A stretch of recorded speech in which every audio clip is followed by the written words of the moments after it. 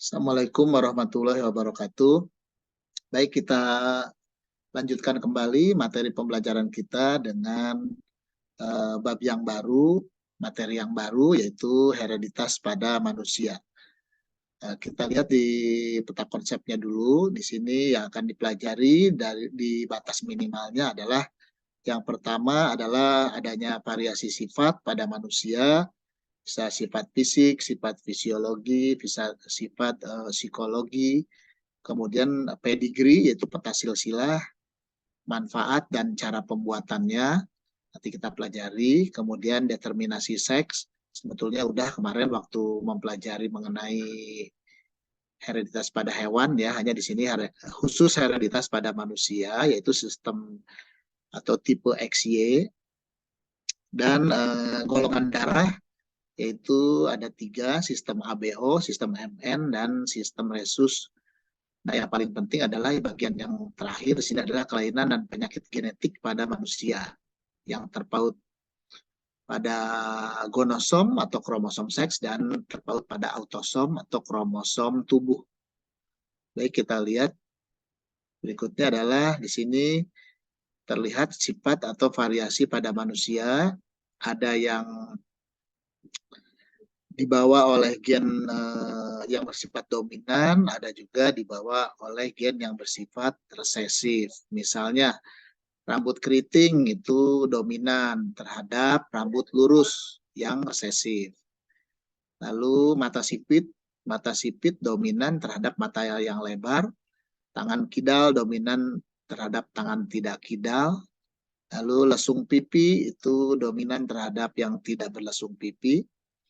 Lidah dapat menggulung, dominan terhadap lidah yang tidak dapat menggulung. Bentuk wajah oval, dominan terhadap bentuk wajah yang segi empat. Dan dagu tidak membelah, dominan terhadap dagu yang membelah. Jadi kalian bisa perhatikan ciri-ciri fisik dari kita ataupun keluarga kita. Ini manfaat dari peta silsilah ya. Yaitu yang pertama mengatur perkawinan untuk menghindari munculnya penyakit-penyakit menurun yang dibawa oleh gen. Kemudian mempertahankan sifat unggul dalam keluarga.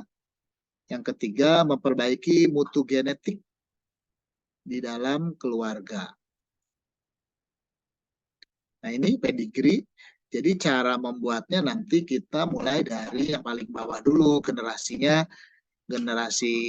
yang ada keberapa baru ke atas. Beda dengan mempelajari pada hewan ya. Kalau pada hewan dari induknya dulu disilang-silangkan baru nanti ada keturunannya. Kalau pada manusia tidak bisa, karena manusia tidak bisa diatur-atur hidupnya, apalagi menyangkut keluarga dan juga keturunan.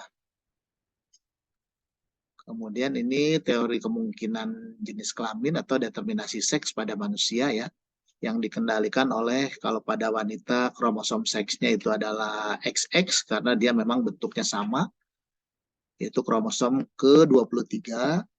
Pada laki-laki bentuknya beda, kromosom 23, yaitu XY. Jadi nanti di sini teori kemungkinannya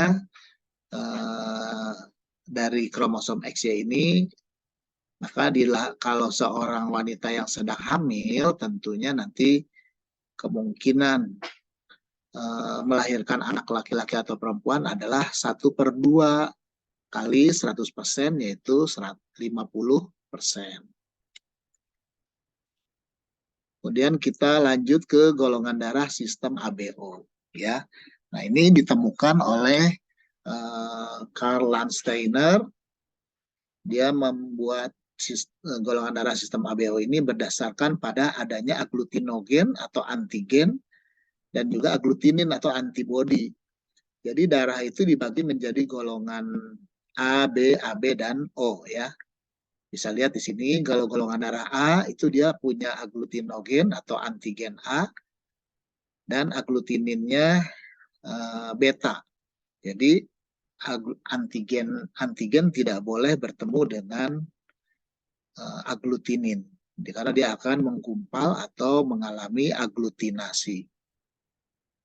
Golongan darah B, agglutinogennya B, agglutininnya alfa, Sedangkan golongan darah AB, aglutinogennya A dan B, dan dia tidak punya aglutinin.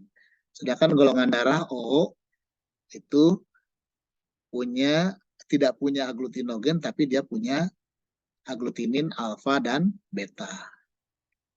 Nah, ini genotipnya. Kalau golongan darah A yang homozigot itu IA-IA, yang heterozigot IAI0 atau IAI kecil. Golongan darah B homozigotnya IB-IB, heterozigotnya IB-I0. Golongan darah AB itu hanya ada heterozigot, yaitu IA-IB. Golongan darah O hanya ada homozigot, yaitu IO-IO. Lalu ini golongan darah MN ya. Jadi genotipnya LM-LM, LN-LN, dan LM-LN. Ini untuk golongan darah MN. Ini memang di Indonesia masih kurang begitu dipakai ya, kalau golongan darah MN. Karena kita biasanya pakai sistem golongan darah ABO.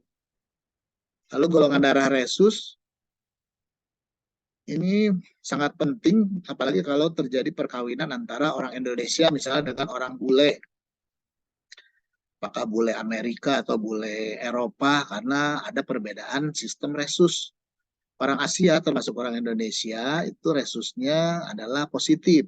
Sementara orang bule sana itu resusnya negatif. Jadi ada nanti pertemuan itu akan membuat anak yang dilahirkan rata-rata meninggal karena dia mengalami erythroblastosis fetalis, yaitu penyakit kuning pada bayi. Ya, itu terjadi kalau ibunya itu resus negatif dan ayahnya resus positif. Tapi kalau ibunya resus positif aman. Jadi biasanya ini yang terjadi kalau orang bulenya yang perempuan, orang Indonesianya yang laki-laki. Nah, sering terjadi pada anak itu erythroblastosis fetalis. Jadi pertama kali ditemukan pada golongan kerak ya, Macaca rhesus atau Macaca mulata, yang ternyata ditemukan juga pada golongan darah manusia. Nah, yang memiliki antigen resus maka disebut resus golongan darah resus positif. Ini genotipnya ada dua ya, RH besar, dan yang heterozigotnya RH besar dan RH kecil. Sedangkan yang tidak punya antigen resus itu resusnya negatif, RH kecil. Gitu. Jadi itu yang berbahaya. Baik, untuk hereditas manusia cukup sampai di sini dulu.